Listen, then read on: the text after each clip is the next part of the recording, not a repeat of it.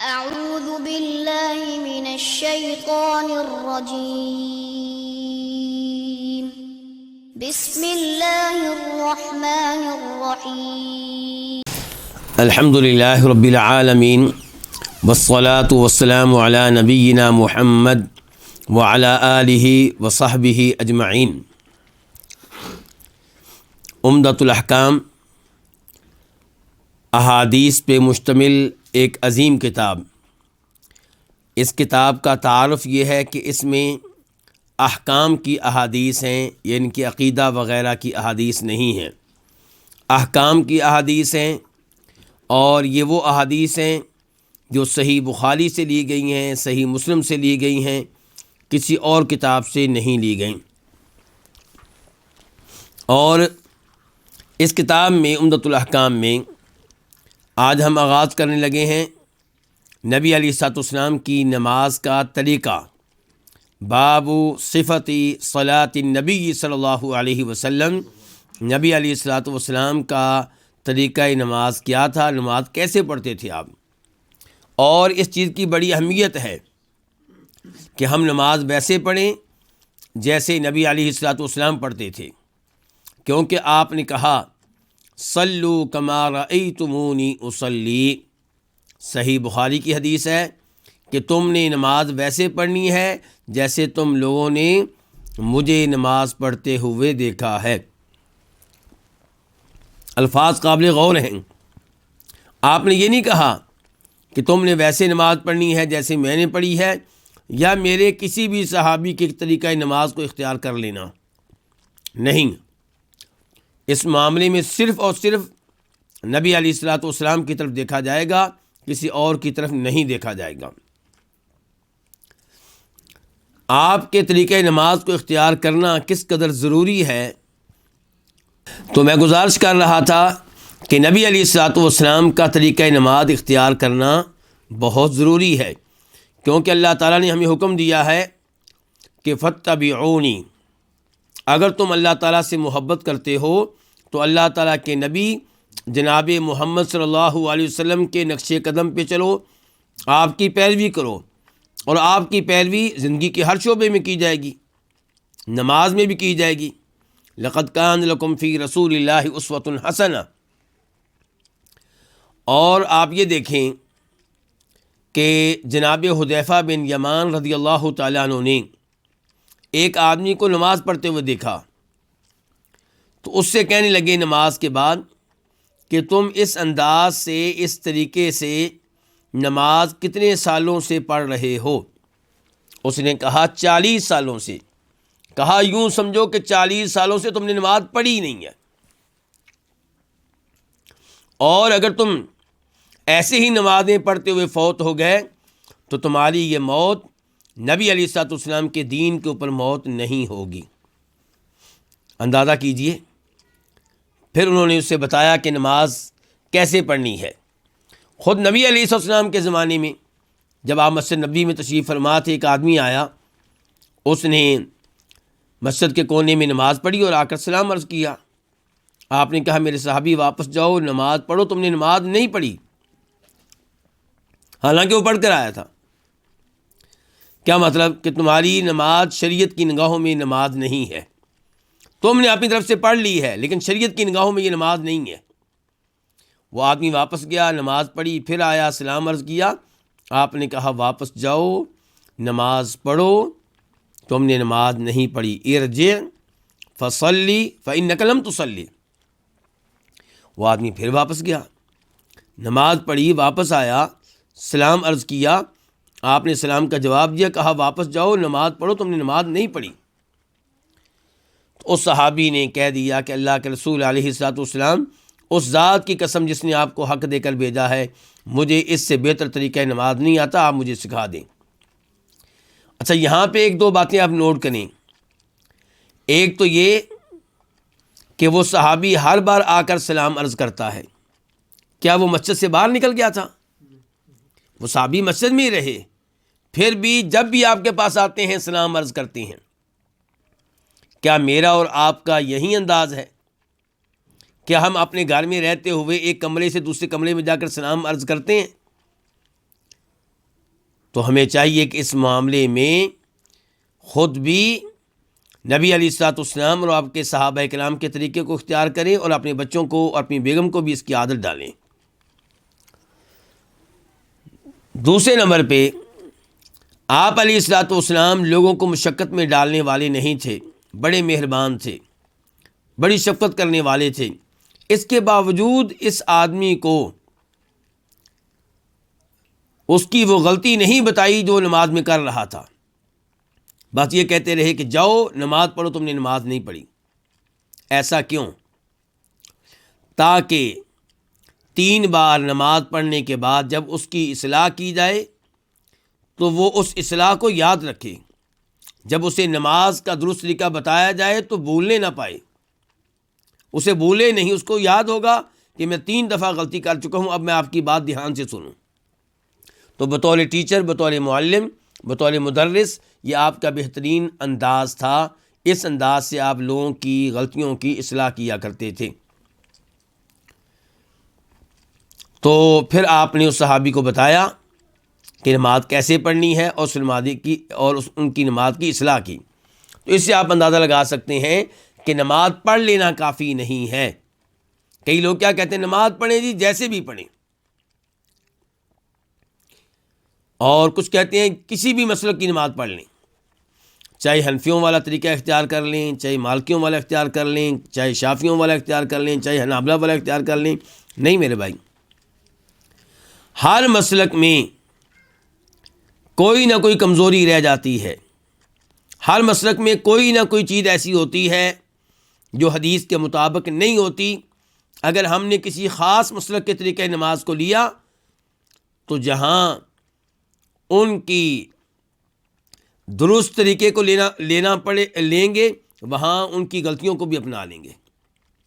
اس لیے کسی خاص مسلک کی بجائے نبی علیہ الصلوۃ والسلام کی نماز کو براہ راست آپ کی احادیث سے لیا جائے۔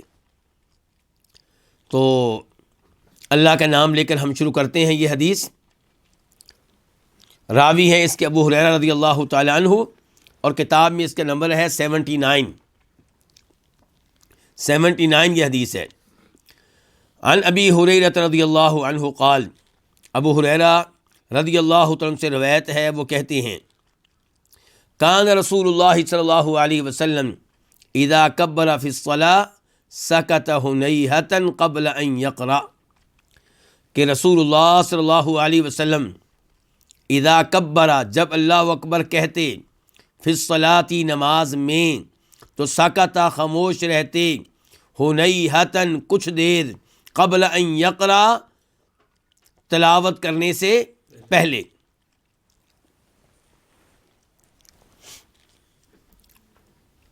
فقلت، تو میں نے کہا، یا رسول اللہ، اے اللہ کے رسول، بِأَبِي أَنْتَ وَأُمِّي، میرے والد اور میری ماں آپ پہ قربان ہوں۔ أَرَأَيْتَ سُكُوتَكَ بَيْنَ التَّكْبِيرِ وَالْقِرَاءَةِ، آپ مجھے بتائیں سکوت کا، اپنی خاموشی کے بارے میں جو آپ اختیار کرتے ہیں، کب؟ اللہ اکبر، تکبیر تحریمہ اور تلاوت کے مابین، یعنی کہ نماز کے شروع میں آپ کیا کہتے ہیں؟ اللہ اکبر، اس کے بعد آپ نے تلاوت کرنا ہوتی ہے، سورہ فاتحہ پڑھنا ہوتی ہے، لیکن اللہ اکبر اور فاتحہ کے بیچ میں کچھ دیر آپ خاموش کھڑے رہتے ہیں۔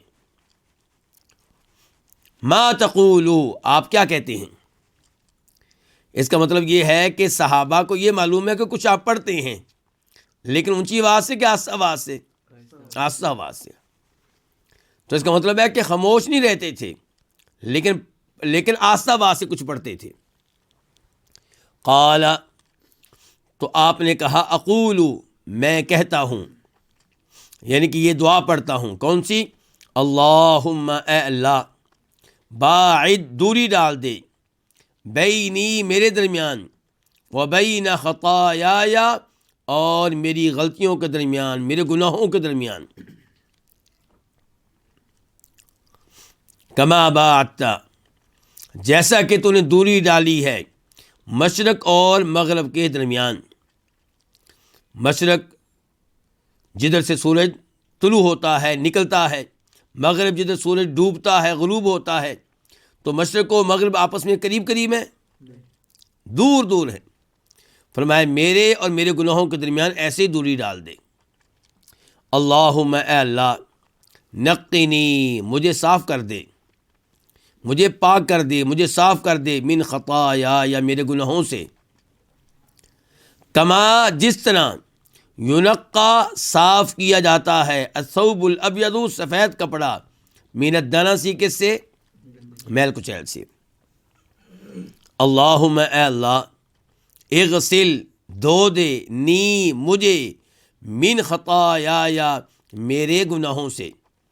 یہ خطایا یا اصل میں کتنے الفاظ ہیں؟ دو، خطایا الگ اور یا الگ، یا کا معنی میرے، تو مجھے دھو دے میرے گناہوں سے، بالماء پانی کے ساتھ دھو دے، والثلجی اور برف کے ساتھ دھو دے، والبرد اور اولوں کے ساتھ دھو دے۔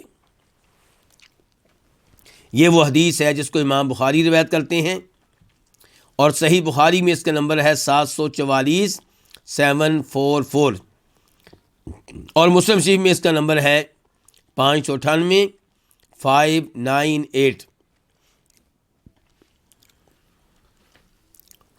اس حدیث سے ایک تو یہ پتہ چلا کہ صحابہ کرام کس قدر نبی علیہ الصلوۃ والسلام سے محبت کرنے والے تھے، کس قدر آپ سے علم لینے میں دلچسپی رکھتے تھے، کیسے آپ کی ایک ایک حرکت کو نوٹ کرتے تھے، بلکہ آپ کی خاموشی کو بھی نوٹ کرتے تھے۔ جناب ابو ہریرہ یہاں پہ پوچھ رہے ہیں کہ اے اللہ کے رسول بتائیے کہ آپ اللہ اکبر اور تلاوت کے مابین خاموش رہ کر کیا پڑھتے ہیں۔ دوسرے نمبر پہ اس حدیث سے پتہ چلا کہ جناب ابو ہریرہ رضی اللہ تعالی عنہ کتنی توجہ سے نبی علیہ الصلوۃ والسلام سے دین لیتے تھے، دین سیکھتے تھے۔ جناب ابو ہریرہ احادیث بیان کرنے میں تمام صحابہ کرام سے آگے ہیں۔ کیوں؟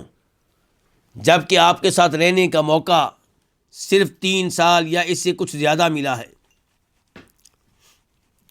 اس لیے کہ نبی علیہ الصلوۃ والسلام کے ساتھ 24 گھنٹے رہنے کی کوشش کرتے تھے۔ جن اوقات میں آپ اپنے گھر کے اندر ہوتے تھے، ظاہر ابو ہریرہ ان اوقات میں گھر کے اندر نہیں جاتے تھے، لیکن مسجد میں ہوتے تھے، اور مسجد گھر قریب قریب ہیں، بالکل ساتھ ہیں۔ جو ہی آپ نکلتے ابو ہریرہ کی توجہ اللہ کے رسول پہ ہے صلی اللہ علیہ وسلم۔ آپ سے دین لینے کے لیے، آپ سے علم لینے کے لیے، آپ سے وحی لینے کے لیے، آپ سے قرآن لینے کے لیے انہوں نے بڑی مشقتیں برداشت کی ہیں، بڑے فاقے برداشت کیے ہیں، بڑی بھوک برداشت کی ہے۔ اسی لیے جناب ابو ہریرہ رضی اللہ تعالیٰ عنہ نے ایک بات نبی علیہ السلام سے سوال کیا تھا کہ اللہ کے رسول علیہ الصلوۃ والسلام روز قیامت آپ کی شفاعت کی سعادت حاصل کرنے میں کون سب سے آگے ہوگا؟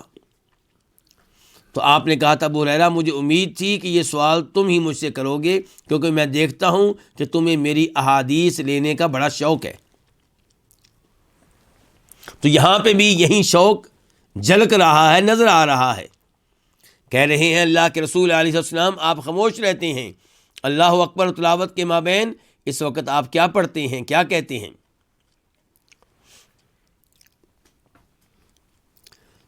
تو میں نے کہا اللہ کے رسول میرے ماں باپ آپ پہ قربان ہوں۔ صحابہ کرام کی یہ بھی محبت ہے کہ کہا کرتے تھے اللہ کے رسول آپ پہ صرف میں نہیں میرے والدین بھی قربان ہوں۔ اور کیا یہ جملہ آپ کے بعد کسی اور کے لیے بھی کہا جا سکتا ہے؟ اس بارے میں علماء کرام میں اختلاف ہے، اور زیادہ تر علماء کرام کا یہی موقف ہے کہ یہ دوسروں کے لیے بھی جملہ کہا جا سکتا ہے۔ آپ مجھے بتائیں اپنی خاموشی کے بارے میں جو آپ اختیار کرتے ہیں اللہ اکبر و تلاوت کے مابین، تو یہ جو اللہ اکبر ہے کون سا تکبیر ہے؟ تحریمہ، پہلی تکبیر۔ نبی علیہ الصلوۃ والسلام کی صحیح حدیث ہے کہ اللہ اکبر کہنے سے کئی چیزیں حرام ہو جاتی ہیں جو پہلے حلال تھیں. مثال کے طور پہ اللہ اکبر کہنے سے، پہلا اللہ اکبر کہنے سے، جس کو تکبیر تحریمہ کہتے ہیں، گفتگو کیا ہو جائے گی؟ حرام ہو جائے گی. کھانا کھانا کیا ہو جائے گا؟ حرام ہو جائے گا. تو ما تقولو، آپ کیا کہتے ہیں؟ قال اقولو، تو پھر آپ نے یہ دعا بتائی ہے. اب آئیے دیکھتے ہیں ہمیں کیا کیا مسائل اس حدیث سے معلوم ہوئے.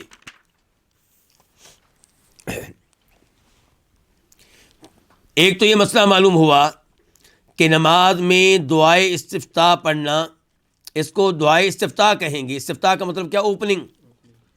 اوپننگ کی دعا، نماز کے آغاز کی دعا. تو یہ دعائے استفتاح پڑھنا جو ہے یہ مستحب ہے، افضل ہے، بہتر ہے. اور عجیب بات یہاں پہ یہ ہے کہ مالکی حضرات اس کو مکروہ جانتے ہیں، بلکہ وہ سورہ فاتحہ سے پہلے دعائے استفتاح کو بھی مکروہ جانتے ہیں، اعوذ باللہ من الشیطان الرجیم پڑھنے کو بھی مکروہ جانتے ہیں، بسم اللہ پڑھنے کو بھی مکروہ جانتے ہیں. آپ دعائے استفتاح پڑھیں گے یا نہیں پڑھیں گے؟ جی آپ کے پاس تو حدیث آ گئی، صحیح بخاری صحیح مسلم کی. تو اب یہاں پہ ہم مالکی حضرات سے معذرت کر لیں گے، ان کا ساتھ نہیں دے سکیں گے، ان کو چھوڑ دیں گے، کیونکہ اگر ہم ان کو پکڑے رکھیں گے، ان سے محبت کا مظاہرہ کریں گے تو صحیح حدیث چھوڑنا پڑے گی. اب ہمارے پاس ایک طرف صحیح بخاری صحیح مسلم کی صحیح حدیث، بلکہ دیگر حدیث سے بھی ثابت ہے کہ آپ نماز میں دعائے استفتاح پڑھتے تھے. اس بارے میں کوئی ایک حدیث تو نہیں ہے، کئی حدیث ہیں. تو مالکی حضرات سے اس معاملے میں کیا ہوئی ہے؟ غلطی ہوئی ہے. اس کو مستحب عمل کہا جائے گا. جو اللہ کے رسول نے عمل کیا وہ مکروہ نہیں ہو سکتا، وہ مستحب ہے، وہ افضل ہے، وہ سنت ہے، اسے اختیار کرنا چاہیے. اور یہاں سے پتہ چلا کہ تقلید کرنا درست نہیں ہے. کسی خاص مسلک کو پکڑ لینا اور کہنا کہ میں ہر بات اس مسلک کے مطابق کروں گا، ہر معاملے میں اس مسلک کی طرف دیکھوں گا اور ان کی ہر بات کو حرف آخر سمجھوں گا، اگر آپ ایسا کریں گے تو آپ کئی غلطیاں کریں گے. اور یہ اس کی ایک مثال ہے. اب مالکی حضرات یہاں پہ اگر حدیث کی طرف نہیں آئیں گے، اپنے مسلک پہ کاربند رہیں گے، تو نبی علیہ السلام کی اس سنت کی خلاف ورزی کریں گے.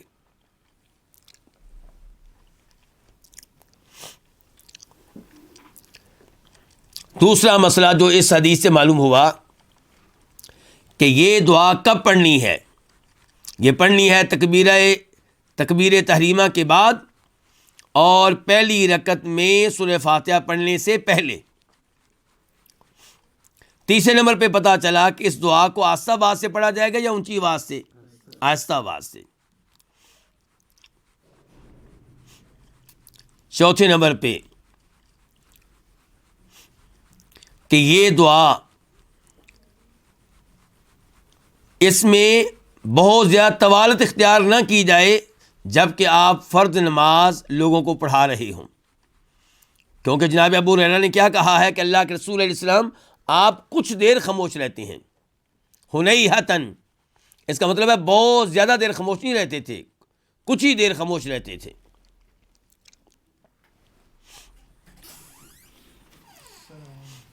اس دعا سے یہ بھی پتہ چلا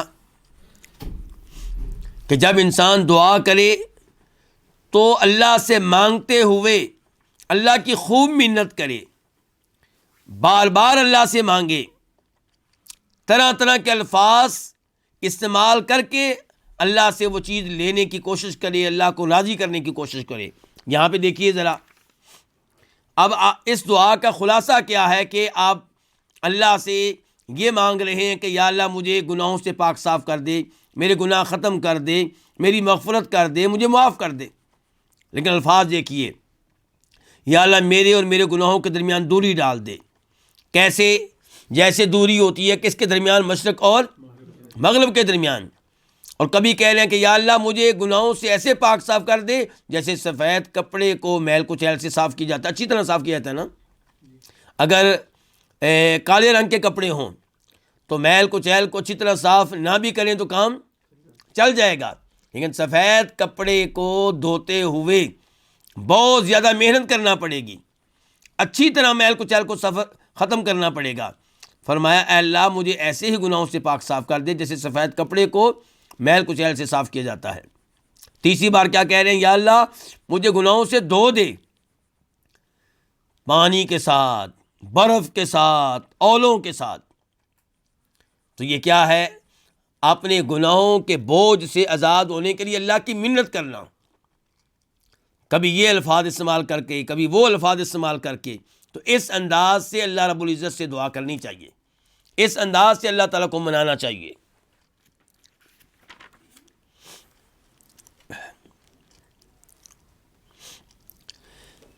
نبی علیہ الصلوۃ والسلام سے دعائے استفتاح کے طور پہ بہت سی دعائیں ثابت ہیں۔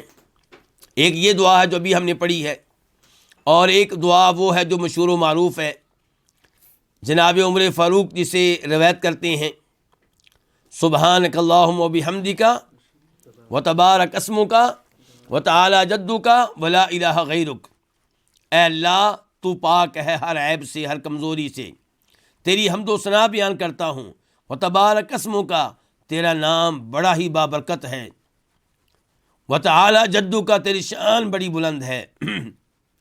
ولا الہ غیرک، تیرے علاوہ کوئی عبادت کے لائق نہیں ہے۔ اور یہ ابو داؤد شریف میں آئی ہے، ابو داؤد شریف میں اس کا نمبر ہے 776 776۔ اور تیسری دعا مسلم شریف میں آئی ہے، جناب علی روایت کرتے ہیں کہ نبی علیہ الصلوۃ والسلام یہ دعا پڑھتے تھے، وجہت وجہی للذی فطر السماوات والارض حنیفا وما انا من المشرکین، کہ میں نے اپنا چہرہ اس اللہ کی جانب کر لیا جو آسمان و زمین کا خالق اور مالک ہے، اور میں اس معاملے میں یکسو ہوں، اور میں شرک کرنے والوں میں سے نہیں ہوں۔ تو ان دعاؤں میں سے کوئی بھی دعا پڑھ سکتے ہیں، کیونکہ سب ثابت ہیں نبی علیہ الصلوۃ والسلام سے۔ ان میں سے افضل کون سی ہے؟ کسی نے کس کو افضل کہا، کسی نے کس کو افضل کہا۔ جو دعا ابھی ہم نے پڑھی ہے اس میں زیادہ تعلق ہے انسان کا اپنے گناہوں کی معافی مانگنے سے، اور سبحانک اللہم و بحمدک اس میں کیا ہے؟ اللہ کی تعریفیں ہیں، اللہ کی تسبیح ہے، اللہ کی حمد ہے، اور اس بات کا اعلان ہے کہ اللہ کے نام بڑا ہی بابرکت ہے، اور یہ کہ اللہ کی شان بڑی بلند ہے، اور توحید کا اعلان ہے، شرک سے برات ہے کہ یا اللہ تیرے علاوہ کوئی عبادت کے لائق نہیں ہے۔ تو انسان کبھی یہ دعا پڑھے کبھی وہ پڑھے، کیونکہ اللہ کے رسول نے، محبوب علیہ السلام نے کبھی یہ پڑھی ہے کبھی وہ پڑھی ہے۔ اور یہاں پہ اگر مختلف مسالک کے لوگ یہ کہیں کہ اللہ کے نبی علیہ السلام سے یہ بھی ثابت وہ بھی ثابت، کبھی یہ کر لیں کبھی وہ کر لیں، تو ہم کہیں گے ہم آپ کے ساتھ ہیں، اور ہم اہل حدیث سلفی لوگ یہاں پہ حق پہ کھڑے ہیں۔ آپ لوگوں سے بہتر کیسے؟ آپ لوگوں نے یہاں پہ بھی معاملے کو تقسیم کر دیا۔ کسی مسلک والے کہتے ہیں کہ یہ دعا پڑھیں، کوئی مسلک والے کہتے ہیں وہ پڑھیں، حالانکہ تینوں ثابت ہیں، بلکہ اس کے علاوہ بھی ثابت ہیں، اور ہم کیا کہیں گے؟ کبھی یہ پڑھیں کبھی وہ پڑھیں، یہ نہیں کہ پوری زندگی ایک ہی پڑھیں۔ ہاں، اگر کسی کے لیے دوسری دعا یاد کرنا مشکل ہے، اس لیے پوری زندگی ایک دعا پہ گزار دیتا ہے، تو کوئی حرج نہیں ہے۔ لیکن افضل کیا ہے؟ کبھی آپ یہ پڑھیں کبھی وہ پڑھیں، کیونکہ نبی علیہ السلام کی یہ سب دعائیں ہیں، کبھی آپ نے یہ پڑھی ہیں کبھی آپ نے وہ پڑھی ہیں۔ تو جو اہل حدیث ہوگا، سلفی ہوگا، متعصب نہیں ہوگا، مقلد نہیں ہوگا، وہ صحیح معنوں میں احادیث پہ عمل کر سکے گا، اور جو کسی خاص مسلک کا پابند ہو جائے گا وہ وہی دعا پوری زندگی پڑھتا رہے گا جس دعا کی جانب رہنمائی کی ہوگی اس کے مسلک نے، اس کے امام صاحب نے۔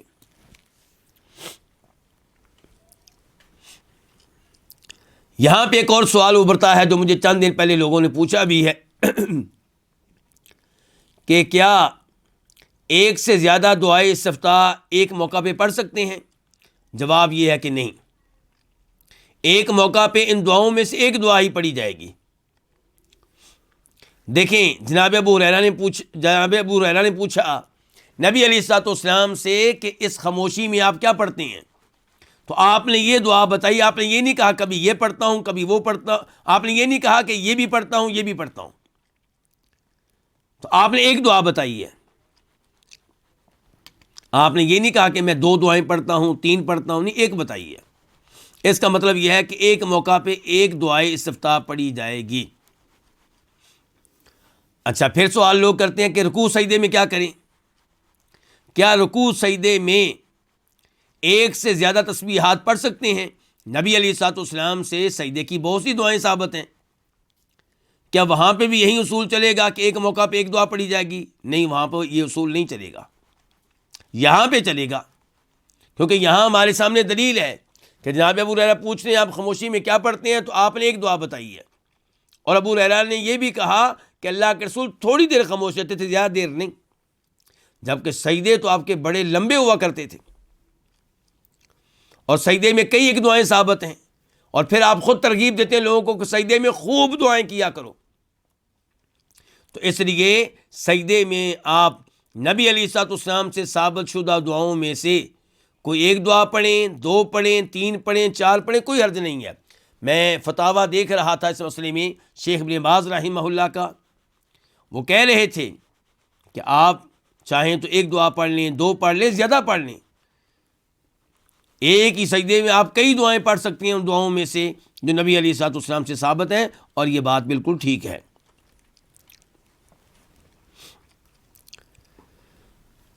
اس حدیث کے تعلق سے جو ابھی ہم نے پڑھی ہے، ایک اور بات قابل غور ہے۔ کپڑے جو ہیں وہ گرم پانی سے اچھے صاف ہوتے ہیں یا ٹھنڈے پانی سے؟ گرم پانی سے۔ اور اللہ کے رسول کیا کہہ رہے ہیں صلی اللہ علیہ وسلم کہ یا اللہ مجھے گناہوں سے ایسے دھو ڈال جیسے، یا اللہ مجھے گناہوں سے دھو ڈال پانی کے ذریعے، برف کے ذریعے اور اولوں کے ذریعے۔ تو اس کا تو مطلب یہ ہوا کہ کچھ نہ کچھ گناہ رہ جائیں گے۔ جیسے وہ کپڑا جس کو دھویا جائے برف کے ساتھ، اولوں کے ساتھ اور پانی کے ساتھ، اس میں امکان کیا ہے جی؟ اس کی صفائی اچھے طریقے سے نہیں ہو سکے گی۔ تو ایسا کیوں کیا ہے؟ نبی علیہ السلام نے ایسے الفاظ کیوں استعمال کیے ہیں؟ تو اس کے علماء کرام نے مختلف جواب دیے ہیں۔ ایک جواب وہ ہے جو امام ابن القیم رحمہ اللہ نے نقل کیا اپنے استاد سے، ان کے استاد کا نام کیا جی؟ امام ابن تیمیہ رحمہ اللہ۔ وہ کہتے ہیں کہ چونکہ گناہوں کی اپنی حرارت اور گرمی ہوتی ہے، گناہوں کی اپنی حرارت اور گرمی ہوتی ہے، تو آپ نے مناسب سمجھا کہ وہ مادہ جو زائل کرنے والا ہے کس کو؟ گناہوں کو۔ جو زائل کرنے والا کس کو؟ گناہوں کو۔ وہ کیا ہو؟ وہ ٹھنڈا ہو۔ یعنی کہ یہاں پہ گناہوں کی طرف دیکھا گیا۔ گناہ کیا ہے؟ وہ گرم ہے، گناہوں کی حرارت ہے، گناہوں کی گرمی ہے۔ تو اس کو دور کرنے کے لیے پھر ایسی چیز کی ضرورت ہے جو کیا ہو؟ ٹھنڈی ہو، تاکہ گناہوں کی گرمی کو، حرارت کو بجھا دے، ختم کر دے۔ واللہ تعالی اعلم۔ اب ہم بڑھتے ہیں حدیث نمبر 80 کی طرف۔ حدیث نمبر 80، اس کی راویہ کون ہے؟ سیدہ عائشہ رضی اللہ تعالی عنہا۔ قالت، وہ کہتی ہیں، کان رسول اللہ صلی اللہ علیہ وسلم یستفتح الصلاۃ بالتکبیر والقراءۃ بالحمد للہ رب العالمین، کہ رسول اللہ صلی اللہ علیہ وسلم نماز کا آغاز کیا کرتے تھے بالتکبیر، کس کے ساتھ؟ اللہ اکبر کہہ کر، تکبیر کے ساتھ۔ تو رسول اللہ صلی اللہ علیہ وسلم یستفتح الصلاۃ بالتکبیر، آپ نماز کا آغاز کرتے تھے اللہ اکبر سے۔ تو پھر نماز کا آغاز کس سے کیا جائے گا جی؟ امام ابو حنیفہ رحمہ اللہ کا یہ موقف ہے کہ اللہ اکبر کے علاوہ بھی کئی ایسے الفاظ ہیں جن سے نماز کا آغاز کیا جا سکتا ہے۔ مثال کے طور پہ اللہ اعظم، اللہ اعظم۔ تو ہمارا جواب یہ ہے کہ طریقہ نماز میں مکمل طور پہ نبی علیہ الصلوۃ والسلام کے سکھائے ہوئے طریقے کی، اپنائے ہوئے طریقے کی پیروی کی جائے گی۔ اس لیے اللہ اکبر کہا جائے گا، اللہ اعظم کہنا درست نہیں ہوگا، اور یہ بھی عربی میں کہا جائے گا، فارسی وغیرہ میں نہیں، اردو میں نہیں۔ والقراءۃ، اور آپ تلاوت کا آغاز کرتے تھے الحمد للہ رب العالمین، کس سے؟ الحمد للہ رب العالمین سے، سورہ فاتحہ سے۔ تو یہ اور اس سے ملتی جلتی احادیث دلیل ہے مالکی حضرات کی، جو کیا کہتے ہیں کہ سورہ فاتحہ سے پہلے دعائے استفتاح نہیں پڑھی جائے گی، اعوذ باللہ من الشیطان الرجیم یہ اس کو نہیں پڑھا جائے گا، بلکہ بسم اللہ بھی نہیں پڑھی جائے گی، اور آغاز کس سے کیا جائے گا؟ الحمدللہ رب العالمین سے۔ تو دلیل تو ان کی مضبوط ہے علماء کرام۔ پھر ہم تو تھوڑی دیر پہلے مالکیوں کے بارے میں گفتگو اس انداز سے کر رہے تھے کہ جیسے وہ حدیث کے مخالف ہوں۔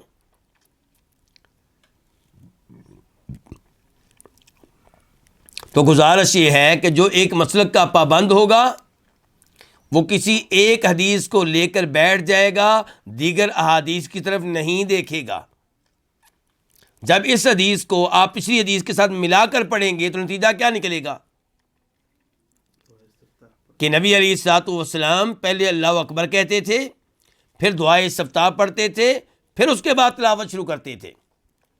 تو سیدہ عائشہ کا مطلب یہ نہیں ہے کہ آپ دعائے استفتاح پڑھتے ہی نہیں تھے، بلکہ وہ یہ کہہ رہی ہیں کہ نماز کا آغاز ہوتا تھا اللہ اکبر سے، اور تلاوت کا آغاز ہوتا تھا سورہ فاتحہ سے، یعنی کہ سورہ اخلاص سے نہیں، سورہ فلق سے نہیں، سورہ ناس سے نہیں، بلکہ تلاوت کا آغاز سورہ فاتحہ سے ہوتا تھا۔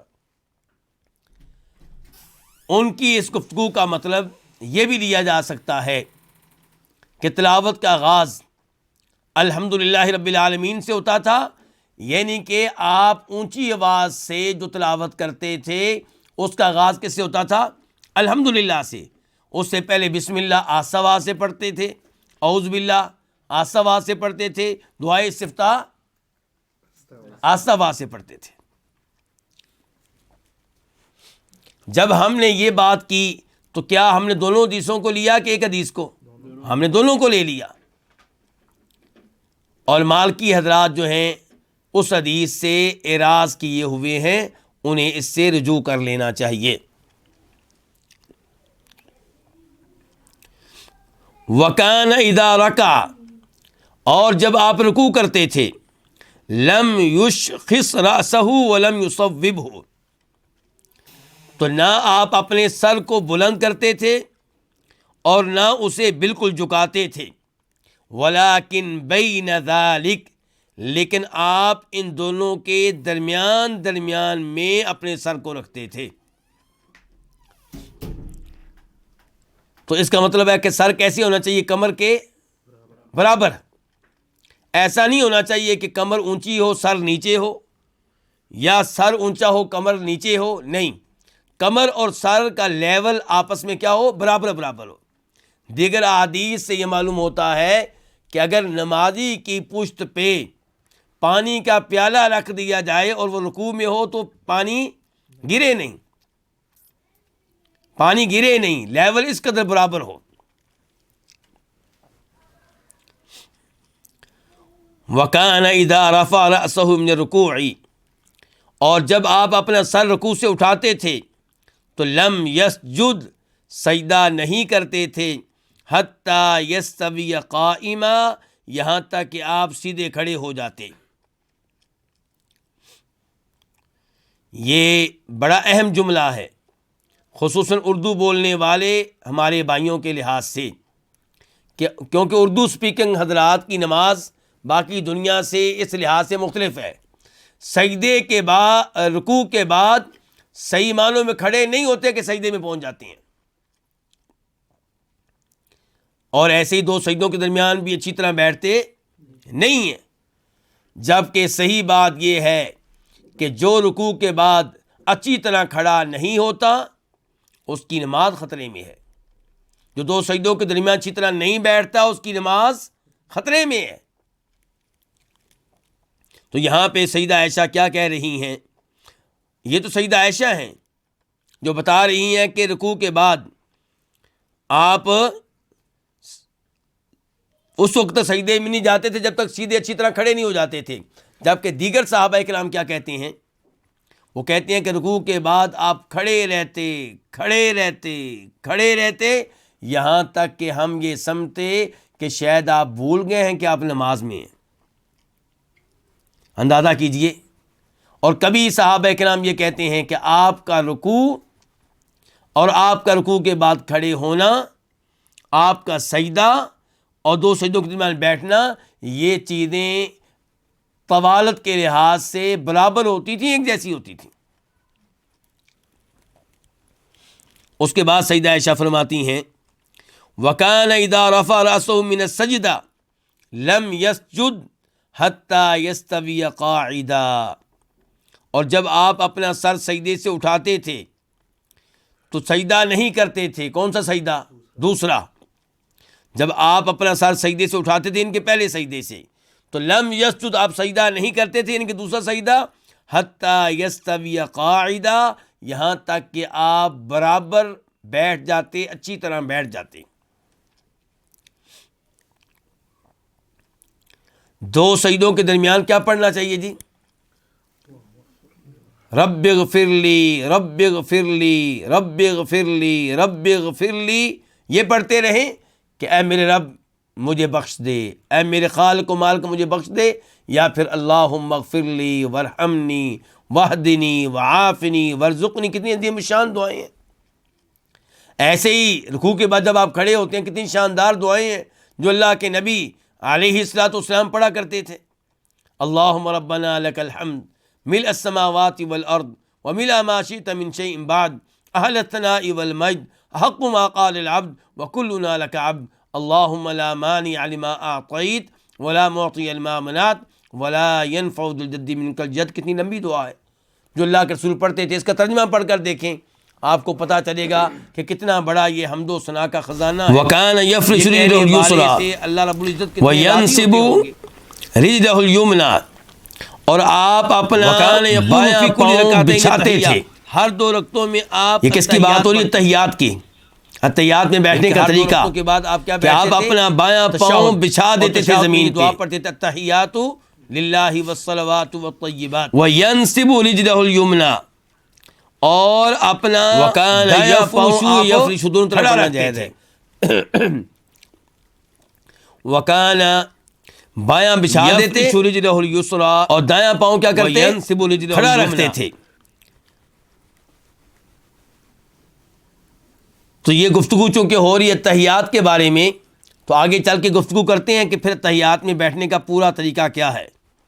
وَكَانَ يَنْهَىٰ عَنْ عُقْبَةِ الشَّيْطَانِ، اور آپ روکتے تھے عقبہ شیطان سے.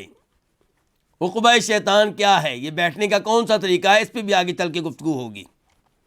وَيَنْهَىٰ، اور آپ روکتے تھے اس بات سے کہ أَن يَفْتَرِشَ الرَّجُلُ ذِرَاعَيْهِ افتراش السبع، کہ کوئی آدمی اپنے دونوں بازو بچھا لے اس طرح جیسے کون بچھاتا ہے؟ درندہ. السبع درندہ، افتراش بچھانا، ذراعی اپنے دونوں بازو. اور افسوس سے کہنا پڑتا ہے کہ ہماری مسلمان بہنیں نبی علیہ الصلوۃ والسلام کے اس حکم کی خلاف ورزی کر رہی ہیں. آپ نے کیا کہا تھا کہ کوئی اپنے بازو ایسے نہ بچھائے جیسے کون بچھاتا ہے؟ درندہ. اور یاد رہے مردوں عورتوں کا طریقہ نماز ایک ہے.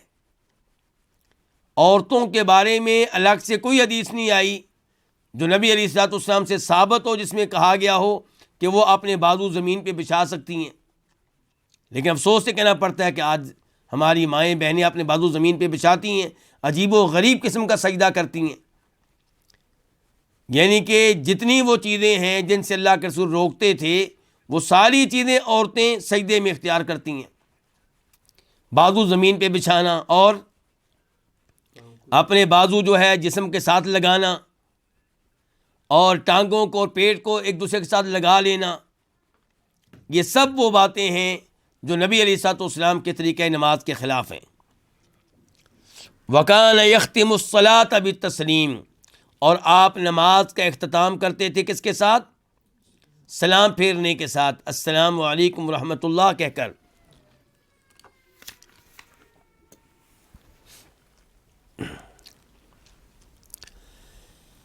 اس حدیث سے کیا کیا مسائل ہمیں معلوم ہوئے؟ ایک تو اس حدیث میں لفظ آیا تھا لم یشخص، تو اس کا معنی مفہوم کیا ہے پہلے بھی بتا چکا ہوں کہ اپنے سر کو اٹھاتے نہیں اٹھاتے تھے، اور لم یصوبہ، اپنے سر کو جھکاتے نہیں تھے، اور یفرشو، بچھاتے تھے۔ عقبہ اس کی وضاحت آگے آئے گی۔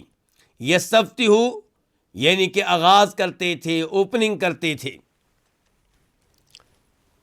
اس حدیث سے کیا کیا مسائل معلوم ہوئے؟ ایک تو یہ معلوم ہوا کہ جو طریقہ نماز سیدہ عائشہ نے بتایا ہے یہ نبی علیہ الصلوۃ والسلام کا وہ طریقہ ہے جو مسلسل آپ اختیار کرتے تھے، کیونکہ سیدہ عائشہ نے الفاظ کیا استعمال کیے ہیں؟ دیکھیے، کان رسول اللہ یستفتح، یعنی کہ اللہ کے رسول ایسا کیا کرتے تھے۔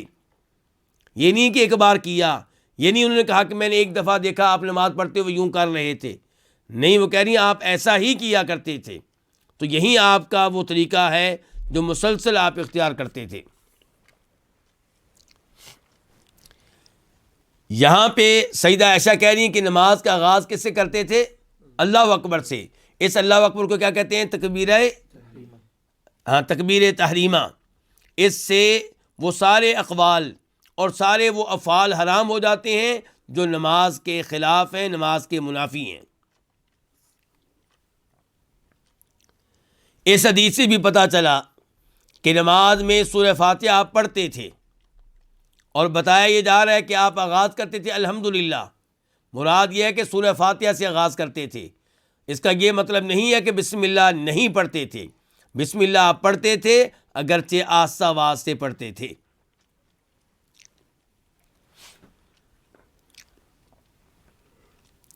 اس حدیث میں تذکرہ آیا کہ آپ اتحیات میں کیسے بیٹھتے تھے، تو اتحیات کے بارے میں یہ ذہن میں رکھنا چاہیے کہ علماء کرام میں کافی اختلاف ہے۔ تو اس مسئلے میں ایک بات تو یہ ہے کہ اتحیات میں بیٹھنے کا طریقہ جیسے مردوں کا ہے ویسے ہی عورتوں کا ہے۔ یہ کہنا کہ مردوں کا طریقہ اور ہے، عورتوں کا طریقہ اور ہے، یہ فرق نبی علیہ الصلوۃ والسلام کی کسی صحیح حدیث سے ثابت نہیں ہے۔ تو کیسے بیٹھیں گے پھر پہلے اتحیات میں؟ پہلے اتحیات میں یوں بیٹھیں گے کہ آپ اپنا بایاں پاؤں زمین پہ بچھائیں گے اور اس کے اوپر اپنی سرین کو رکھیں گے، اور دایاں پاؤں آپ کا کھڑا ہوگا۔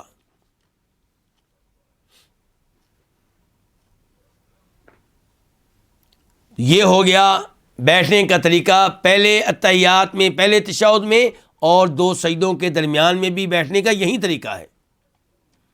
البتہ جب آخری تشہد ہوگا، آخری تحیات ہوگا، تو اس میں تورک کیا جائے گا۔ تورک کا مطلب کیا ہے؟ کہ آپ اپنا دایاں پاؤں کھڑا رکھیں گے اور بایاں پاؤں آپ دائیں پاؤں کے نیچے سے نکال دیں گے، اس کے اوپر بیٹھیں گے نہیں۔ سرین کو آپ زمین پہ رکھیں گے، پاؤں پہ نہیں رکھیں گے۔ پہلے اتحیات میں آپ نے سرین کو کہاں رکھا ہوا تھا؟ سرین، چوتڑ کہاں رکھا ہوا تھا؟ اس کو اپنے بائیں پاؤں پہ رکھا ہوا تھا۔ دوسرے اتحیات میں آپ نے اپنی سرین کو براہ راست زمین پہ رکھ دیا ہے، اور پاؤں کو آپ نے دائیں پاؤں سے باہر کو نکال دیا ہے۔ اس کو کیا کہتے ہیں؟ تورک، اور یہ نبی علیہ الصلوۃ والسلام سے ثابت ہے۔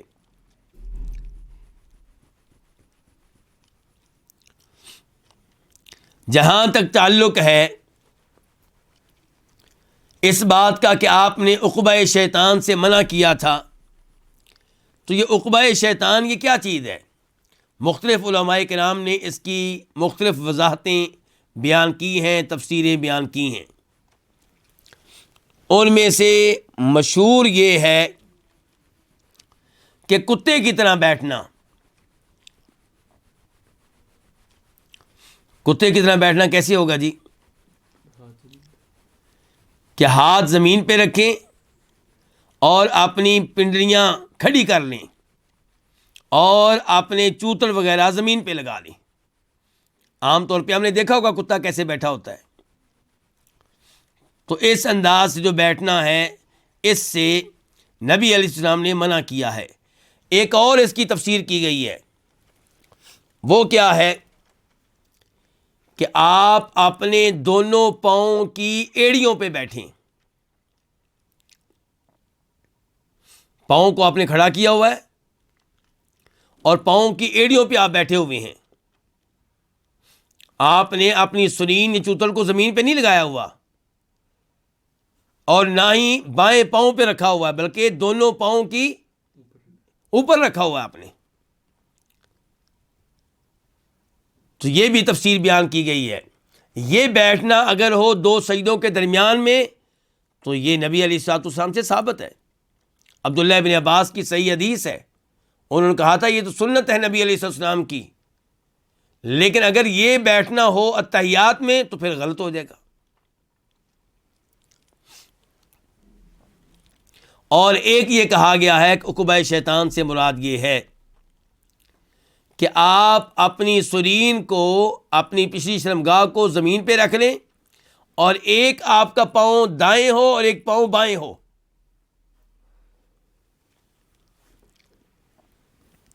تو بہرحال ان تمام طریقوں سے بچنا چاہیے. جن جن طریقوں کو عقبہ شیطان کہا گیا ہے، جب وہ طریقے کسی اور حدیث سے ثابت نہ ہوں تو ان تمام سے بچنا چاہیے.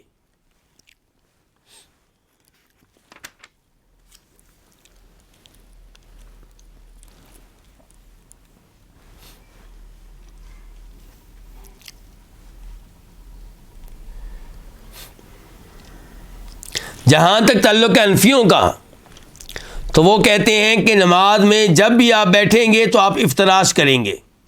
افتراش سے مراد کیا ہے کہ بائیں پاؤں پہ بیٹھیں گے، دائیں پاؤں آپ کا کھڑا ہوگا.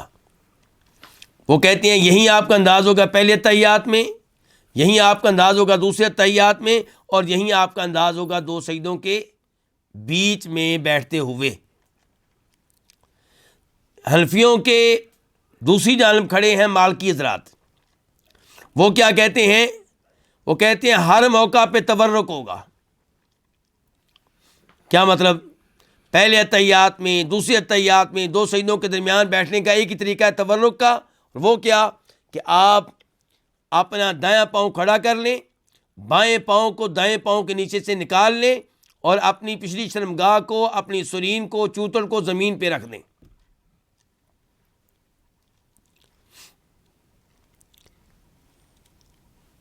اور تیسرا موقف ہے کہ ان کا شافعی حضرات کا. وہ کیا کہتے ہیں؟ پہلے اتحیات میں تشہد ہوگا، اور معذرت کے ساتھ پہلے اتحیات میں، پہلے تشہد میں افتراش ہوگا. افتراش کا مطلب کیا کہ آپ بیٹھیں گے اپنے بائیں پاؤں پہ، پچھلی شرمگاہ کو بائیں پاؤں پہ رکھیں گے، زمین پہ نہیں رکھیں گے، اور دایاں پاؤں آپ کھڑا کر لیں گے. یہ وہ کہہ رہے ہیں پہلے تشہد میں. اور کہتے ہیں آخری تشہد میں کیا ہوگا؟ تورک ہوگا. کیا مطلب؟ کہ آپ اپنا دایاں پاؤں کھڑا رکھیں گے، بائیں پاؤں پہ نہیں بیٹھیں گے، بایاں پاؤں دائیں پاؤں کے نیچے سے نکال دیں گے اور اپنی سنین کو، چوتڑ کو، پچھلی شرمگاہ کو زمین پہ لگا دیں گے.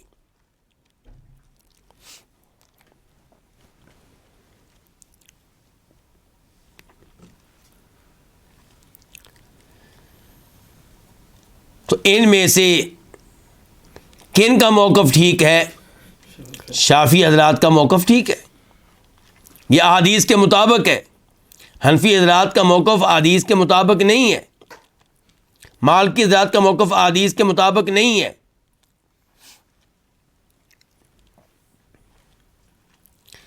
یعنی کہ حنفی حضرات نے افتراش کا موقف اپنا کر پہلے اتحیات میں تو حدیث پہ عمل کیا، دو سجدوں کے درمیان بیٹھتے ہوئے بھی حدیث پہ عمل کیا، لیکن آخری اتحیات میں حدیث کو چھوڑ دیا.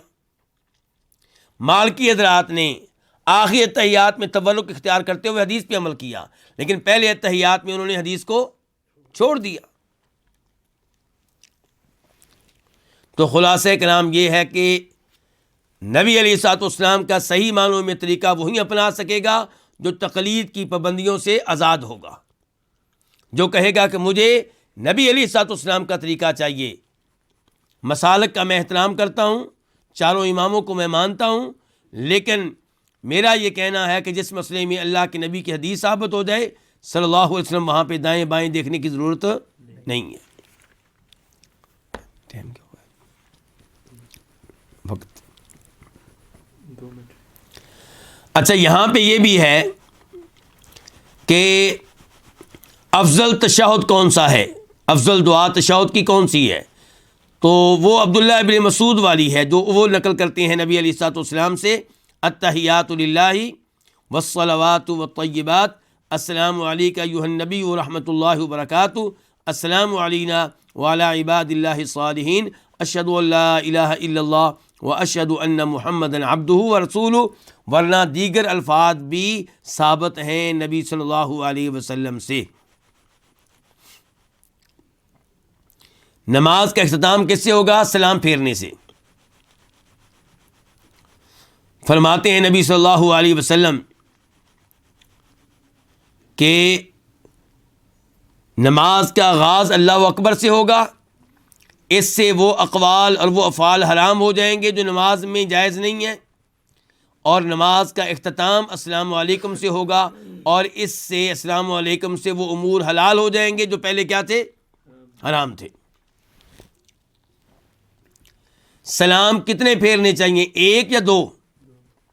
نبی علیہ الصلوۃ والسلام سے دونوں جانب سلام پھیرنا ثابت ہے، لیکن کچھ احادیث سے ثابت ہے کہ آپ نے ایک سلام پھیرا، تو اس سے پتہ چلا کہ دونوں طرف سلام پھیرنا سنت ہے، افضل ہے، بہتر ہے۔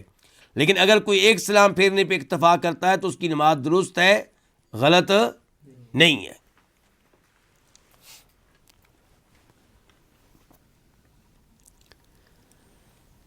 ایک مسئلہ یہ بھی ہے کہ کیا السلام علیکم کے بغیر آپ نماز سے نکل جائیں تو آپ کی نماز ہو جائے گی؟